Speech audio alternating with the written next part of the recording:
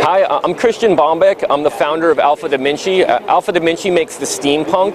It's a automated single-serve coffee brewing system, and these are different versions of the Steampunk that we have right here. This is like the best one. What it does is it brews coffee individually in each crucible per recipe set by the coffee house or the barista, and it treats each coffee differently in the way that we use temperature, time, agitation, and different filtration methods to filter the coffees. So we're able to achieve different cup characteristics out of the machine. So we can go anything from French press to pour over to siphon. So it really has a wide range of flavors and output capacities. All right, so the way we're able to create these different cup profiles, it's largely due to the different styles of filters that we have. We have Alpha Press, which is it's a more open filter, and it allows more particulate through the cup, and that will give you a cup of coffee that's more similar to a French press or a press pot style coffee. We have Alpha Clear. Now this is our clearest filter. It has the lowest % of open area through it, and we generally would couple the Alpha Clear with a paper filter like this, and this would give us a cup style that's very similar to a pour over cup of coffee. And then we have Alpha Mid in the middle, and Alpha Mid is that's more similar to just a regular brewed cup of coffee or a siphon brew.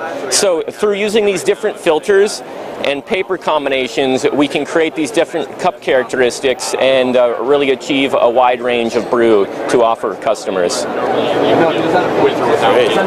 And as I was saying, so we have the 3 different filters. Now you can team any of these filters up with paper, and by putting paper on this, it will help clarify the cup.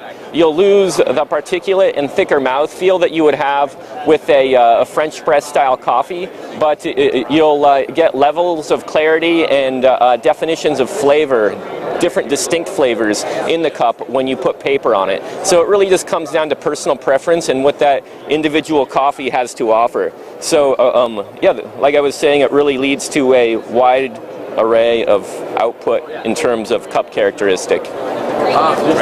The coffee's wet, and then after that we have 2 more agitation cycles, which give the barista the opportunity to really disrupt the brewing coffee if they want. And what that will do is it'll knock the crust, it'll disrupt the crust, and it will allow the brewed coffee to fall from that crust to the bottom of the filter. And really, to us, that's the definition of when coffee has adequately brewed, when it falls from the top of the crust down to the bottom.